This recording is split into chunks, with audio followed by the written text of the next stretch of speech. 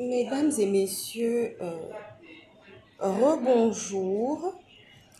Je reviens vers vous là, c'est pour une info. Je reviens vers vous pour une info sur licenciement abusif en 2019 dans le supermarché. Ça s'est passé dans le supermarché de Mbolo.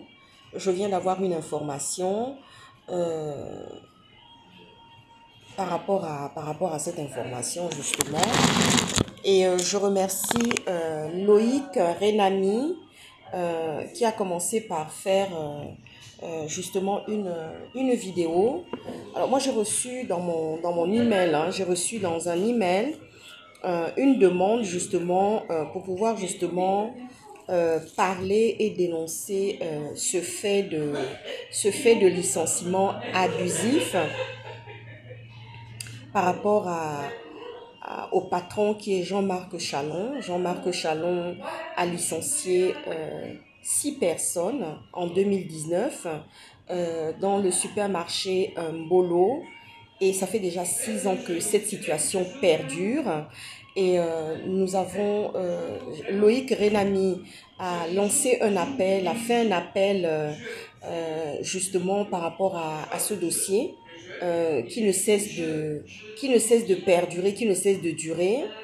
Moi, je demande à ces familles qui ont été licenciées abusivement de se regrouper, de se mettre en groupe, de faire un recours, non individuellement, mais de faire un recours groupé, justement, pour permettre à ce que cette situation soit dorénavant réglée et qu'une solution juridique soit trouvée à ce licenciement abusif.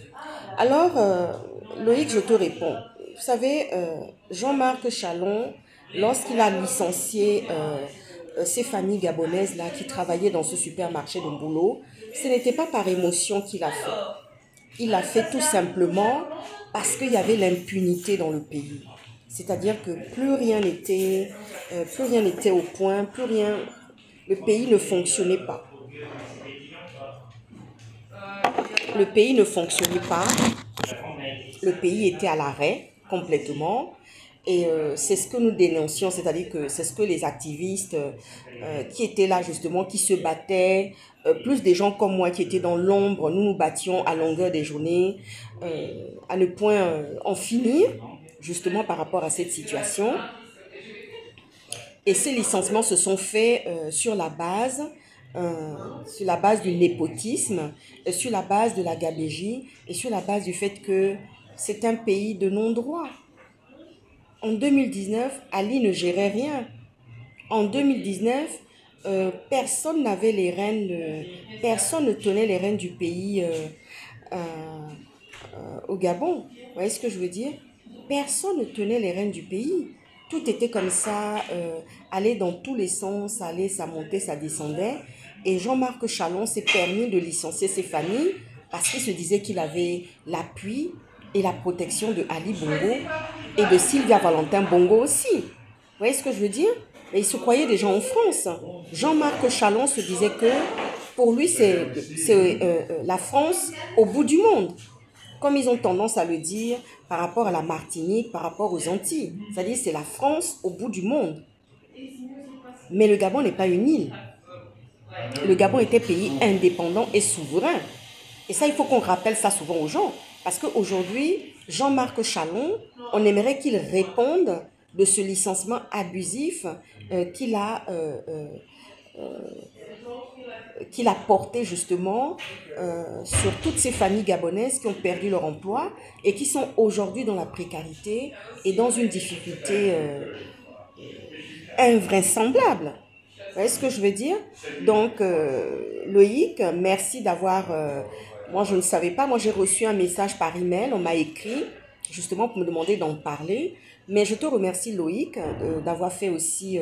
d'avoir apporté ta contribution en dénonçant justement cette situation de 2019. Bon, vous savez, Monsieur Oligui n'était pas aux affaires en 2019 C'est vrai, mais ça, c'est une situation de gabégie et abusif qui est du fait de Jean-Marc Chalon et des autorités qui étaient là avant, qui étaient Ali Bongo et tout son gouvernement.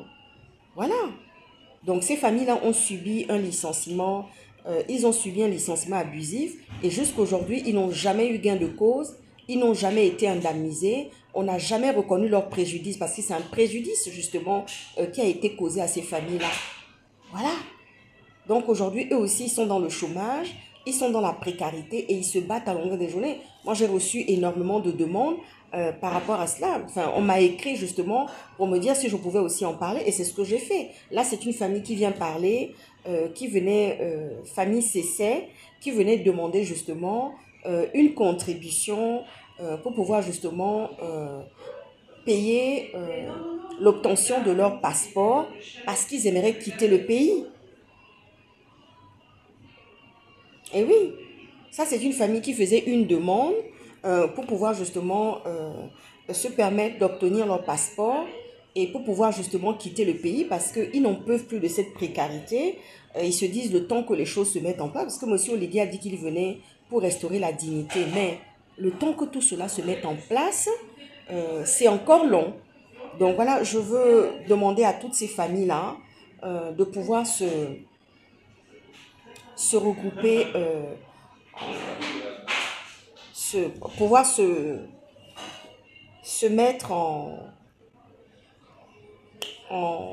nombre suffisant, se regrouper en nombre suffisant devant les autorités gabonaises et demander à ce que un avocat ou un juriste qui ait vraiment une décision au fond qui leur permette d'être indemnisés de ce licenciement abusif. Donc franchement, il y a tellement de travail, il y a tellement de choses à faire qu'il faudra prendre, prendre en compte tout cela. Voilà. Écoutez, j'espère que j'ai répondu à tous ceux qui me demandaient. Moi, je ne suis pas juriste, je ne suis pas avocat. Hein. Voilà. Donc, du coup, moi, mon regard, il est sur le préjudice moral. Voilà. Parce que je suis dans le soin, je suis soignant aussi, je suis médecin, enfin, je suis ophtalmologue. Donc, du coup, moi, mon regard, il est sur le préjudice moral qu'auraient subi toutes ces familles-là qui ont été licenciées abusivement par Jean-Marc Chalon en 2019. Voilà, Monsieur Oligui, vous avez beaucoup de dossiers. J'espère que votre ministère, le ministère de l'Emploi et du Travail, va pouvoir prendre en compte toute cette situation-là. Tout à l'heure, je fais une vidéo. Donc, finalement, donc voilà. Mesdames et messieurs, sur ce, je vous souhaite un bon après-midi et je vous dis à ciao, ciao, à bientôt.